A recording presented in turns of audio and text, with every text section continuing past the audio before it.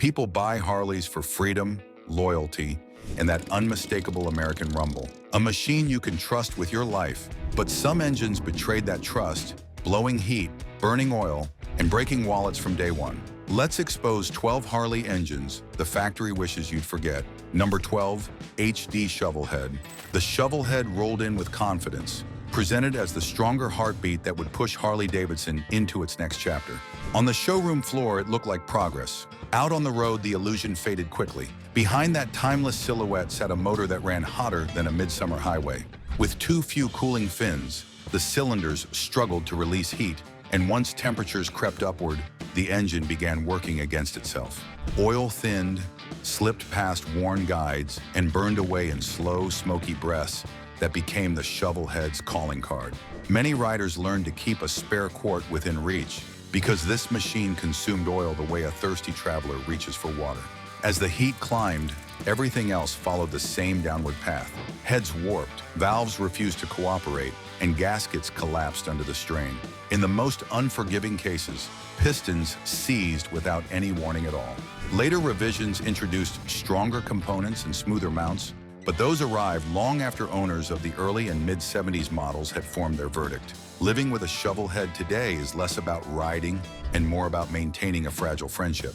But as frustrating as it was, some of its issues came from age and old-school engineering. What happens when those same headaches show up in a smaller, supposedly simpler package that should have been easier to trust? Because the next engine wasn't just hot and messy, it shook riders in ways no Harley should. Number 11. HD Head Sportster. You spot that old cast-iron twin with its chrome grin and vintage swagger, and for a moment your pulse lifts, then reality taps you on the shoulder. Beneath that retro charm sits a machine that can drain your patience faster than it burns fuel. The Ironhead earned its reputation the hard way. Oil finds every possible escape route, from rocker boxes to pushrod tubes to base gaskets, leaving you with stained boots and a garage floor that always needs another wipe. Heat piles on next. That heavy iron top end holds warmth like a stove, turning long summer miles into a slow-motion roast. Then comes the shake. This motor bolts straight to the frame, so every pulse goes right through your spine. Some call it soul, most call it exhausting. Fasteners loosen, parts protest, and a full day in the saddle feels like penance. The Ironhead rattled, leaked, and punished anyone who expected smoothness, yet its faults came from an era when rough edges were almost expected. But decades later, when Harley introduced a modern, high-tech engine meant to redefine the brand, riders assumed those old annoyances were finally behind them. Instead, they found something even more alarming: an engine that overheated, stalled, and struggled under real-world use despite all its futuristic promises. And that's where our next problem child enters. Number 10, HD Revolution Max. Harley wanted a fresh chapter, and the Revolution Max was meant to slam that door wide open. A liquid-cooled, dual overhead cam V-twin carrying the company into the 21st century. On paper, a breakthrough. In real life, a bundle of bright ideas that never settled into harmony. The 1250 version drives the Pan America and the Sportster S, both wearing premium stickers. The Pan America Special hovers near $19,999, while the Sportster S sits around $16,999. Serious money for a platform billed as a new dawn. Power figures crest near 150 horses, yet owners report a different story once the miles start stacking.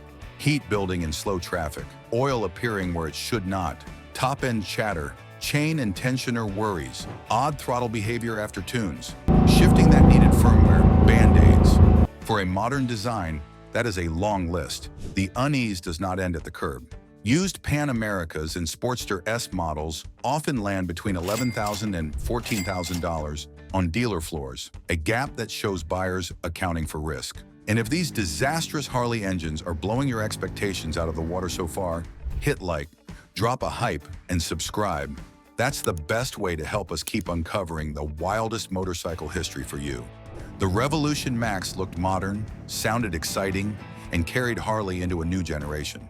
But only until owners discovered its heat spikes, shutdowns, and unpredictable fuel delivery. But the truth is, this wasn't Harley's first attempt at a radical engine that pushed boundaries. Years earlier, the company tried a liquid-cooled experiment that aimed even higher and ended up burning. in more ways than one. And the hotter that experiment got, the more riders realized its problems went deeper than temperature alone. That's why it earns its spot as the next Harley engine that disappointed fans the most. Number 9, HD Revolution Fifth Rod. When Harley unveiled the V-Rod in the early years of the 2000s, it felt like a dare aimed at the entire industry. A liquid-cooled, 60-degree dual overhead cam V-twin shaped with Porsche's help, a radical break from the air-cooled heartbeat that built the brand. On spec sheets, it looked brilliant, with revs, pedigree, and attitude to spare. But for riders who lived with it, the shine faded fast. Ownership stories repeat the same troubles. Cam chain and tensioner, chatter in the top end, sneaky oil around head and cover seals, heat creeping upward in crawling traffic, and a gearbox that could clunk hard enough to make you question the health of the clutch. None of those issues break the bike outright, yet together they drain wallets and patience. The earliest V-Rods carried a price tag near $16,995, a premium gamble on fresh engineering. Production ended in 2017, leaving today's buyers hunting used machines. Clean, low-mile examples often ask around $10,000 to $11,000, while average bikes land between $5,000 and $8,000. Special trims can stretch into the low teens. Every one of those prices reflects risk baked into the design. The early Revolution motors delivered power, but their heat management and fuel quirks made city riding feel like slow torture. Riders hoped simpler Milwaukee metal would be more forgiving, but simplicity does not always mean safety. Because when a supposedly bulletproof air-cooled engine starts melting pistons after a few upgrades and misfires under load, the disappointment hits even harder. And that is exactly where the next engine failed its loyal fan base. Number 8, HD Evolution Sportster Stage 2. Harley built the Evolution Sportster to bury the old Ironhead and give the lineup a fresh heartbeat. In stock trim, it can be a tough little mule. But once you push it into Stage 2 territory, hotter cams, sharper fueling, higher squeeze, the story changes. That mix of heat, vibration, and tight packaging becomes a cocktail that bites back. Start with the foundation. For many years, the Evo sat rigid in the frame, ran warm, and carried a long record of weeping rocker boxes, tired base gaskets, and clutch spring plates that could grenade without warning. Add the trademark tremor of that narrow chassis, and every weakness grows louder. Then comes the Stage 2 gamble. More aggressive cam timing can stress lifters and bearings, raise cylinder pressures, and expose inconsistent oiling when the revs climb. When the combination is perfect, the bike feels alive. When it is not, the valve train chatters, parts wear early, and owners pay dearly to sort out the mess. And the money? Used Sportsters range from bargain projects to machines near the low $11,000 mark, with buyers fully aware that a Stage 2 Evo can be either a thrill or a time bomb. Yet even that wasn't the worst case of Harley engineering overstretching itself. The next engine did not need any upgrades to cause trouble. Its biggest failure was built right into the design. And when those cam tensioners started wearing out, riders learned how costly an engineering oversight can become. Number 7, HD Twin Cam 88. Harley launched the Twin Cam 88 in the late 1990s with a bold promise: cleaner oiling, steadier breathing, and a future free of the old Evo headaches. Instead, riders discovered a time bomb hidden in the cam chest. Those plastic tensioner shoes wore down in silence, shedding material that slipped into the oil stream and chewed through pumps, bearings, and cam surfaces. One quiet failure, and your weekend ride turned into a full teardown. Behind that drama sat another problem. Early pumps and gear geometry could lose pressure when clearances opened up or crank runout grew with mileage. Once oil flow faltered, the entire valve train paid the price. That is not the kind of issue you catch in a parking lot. It shows up as a sick engine and a staggering repair bill. Heat and seepage added insult. Plenty of early twin cams still missed from rocker boxes or base areas, and the heat they throw in slow traffic has pushed many owners toward oil coolers and constant gasket work. Used values tell the rest. Early twin cam bikes swing wildly in price because buyers know the risk sits inside the engine, not outside on the paint. The Twin Cam 88 proved exactly how damaging a single weak component could be. cam chain tensioners chewing themselves apart and sending metal through the engine. Harley tried to fix the design with bigger displacement and updated parts, but bigger did not mean better. In fact, the next engine kept the same heat issues, added new mechanical complaints, and created a problem so widespread it became a punchline among riders. And that brings us to a motor that did not just inherit flaws, it amplified them. Number 6, HD Twin. Cam 103. Harley introduced the 103 as the brawnier step up, an engine meant to pull harder, cruise easier, and give touring riders that extra reserve of muscle. And for a while, many believed it. But as the miles added up, a familiar pattern began to surface. The 103 had a habit of building heat in slow-moving traffic, misting oil from weary upper-end seals, and wearing through timing components sooner than most owners ever planned for.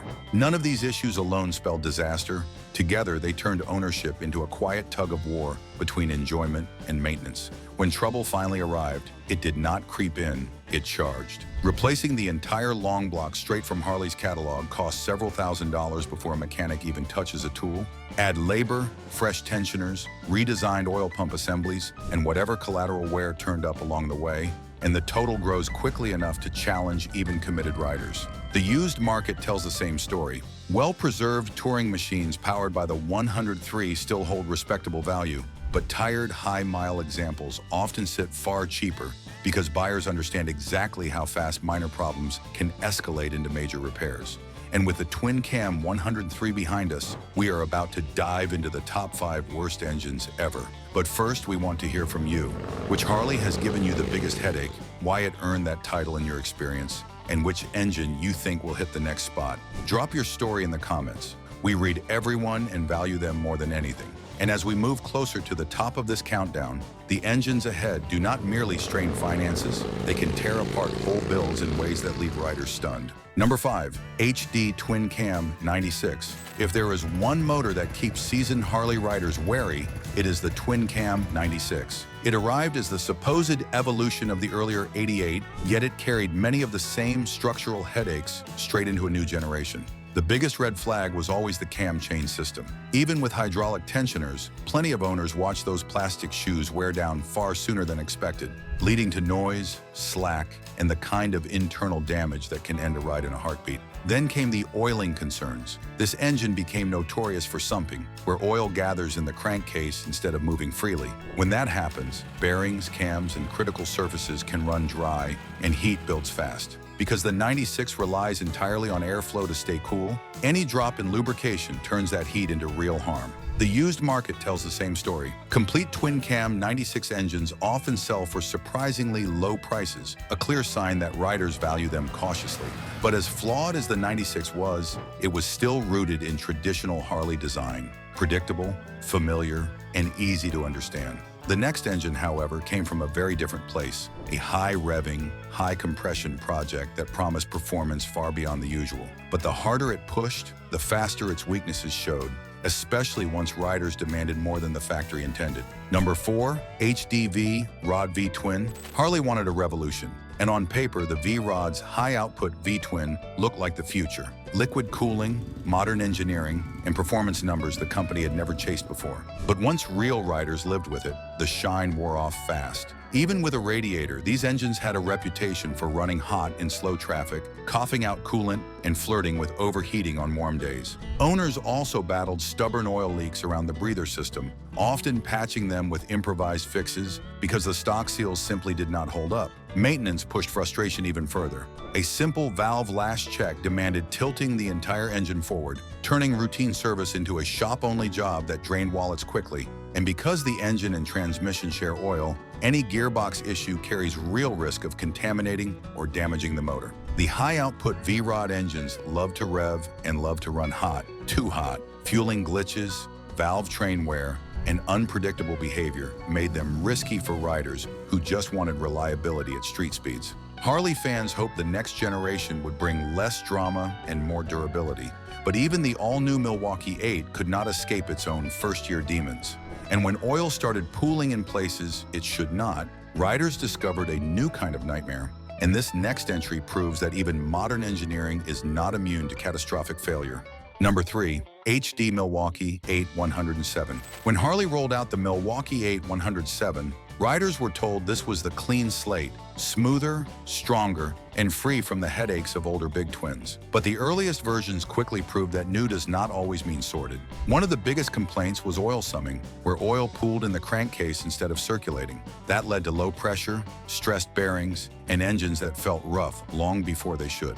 Many owners ended up installing updated pumps or aftermarket scavenge kits just to keep things healthy, and none of those fixes come cheap. Heat became the next frustration. In slow traffic or hot climates, these engines tended to run warm enough to trigger oil consumption, leaks, and extra service visits. And when a supposedly modern power plant forces riders into dealership maintenance for basic concerns, confidence evaporates fast. The used market tells the same story. Complete Milwaukee 8 107 motors often sell for far less than you would expect, while dealer long block replacements cost several $1,000s, creating a resale gap that signals buyer hesitation. Yet this was not Harley's first stumble with larger displacement engines. The 114 and 117 variants pushed power even further, but in doing so, they amplified the problems riders thought were behind them. And the bigger these engines got, the more their flaws revealed themselves in heat, ticking, and mechanical strain. That is exactly why it earns its place in our next entry on this list. Number 2, HD Milwaukee 8 114/117. Bigger is not always better, and the Milwaukee 8 114/117 proved it. Harley sold these as high torque, refined power plants, but owners quickly discovered a pattern of recurring headaches. Oil sumping and low-pressure events were common, where oil pooled in the crankcase instead of flowing properly. Bearings and critical components sometimes suffered as a result, and these were not isolated incidents. Forums and technical write-ups repeatedly flagged the same issues. The financial reality underscores the problem.